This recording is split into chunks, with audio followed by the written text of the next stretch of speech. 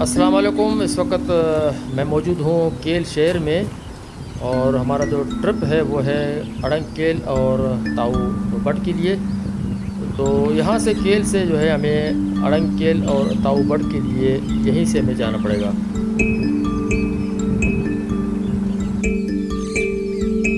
और यहाँ से शुरू होता है अड़ंग केल का सफ़र।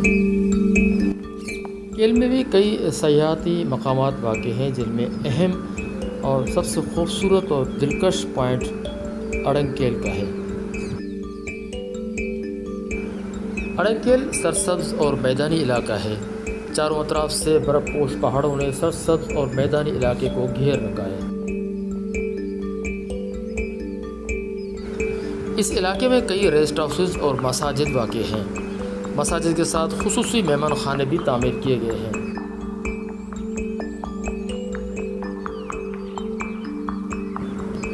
यहाँ पर ज़्यादातर मकानात लकड़ी से तामीर किए जाते हैं। सयाहों की सहूलियत के लिए केल से अड़ंग केल तक चेयर लिफ्ट का भी इंतज़ाम है।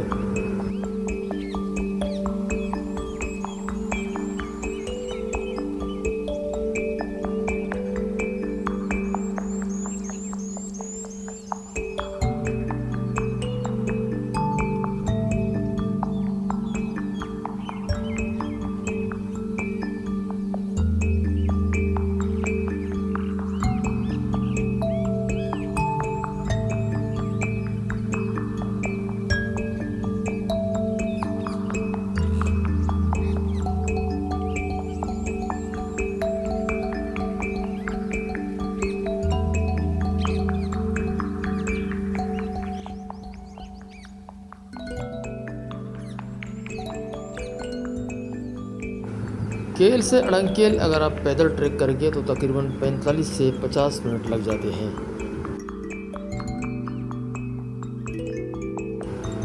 मुसलसल हाइकिंग करनी पड़ती है, काफ़ी चढ़ाई है अड़ंग केल तक पहुंचने के लिए।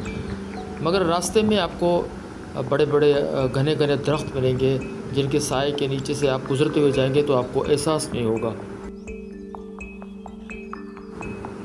जब आप ताऊ बट या अड़ंग केल के लिए आएंगे तो एक बात का ख्याल रखें कि खाने पीने की चीज़ अपने साथ लेके आएँ, क्योंकि यहाँ पे रिहाइश तो सस्ती है मगर खाना पीना बहुत महंगा है।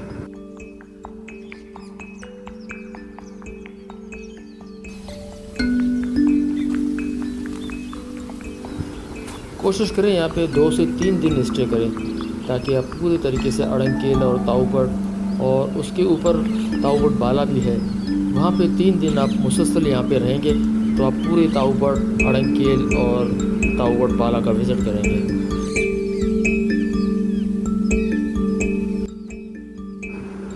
यहाँ पे मौसम काफ़ी ठंडा रहता है और बारिश का तो कोई टाइम टेबल होता नहीं है, किसी भी टाइम पर यहाँ पे बारिश हो सकता है।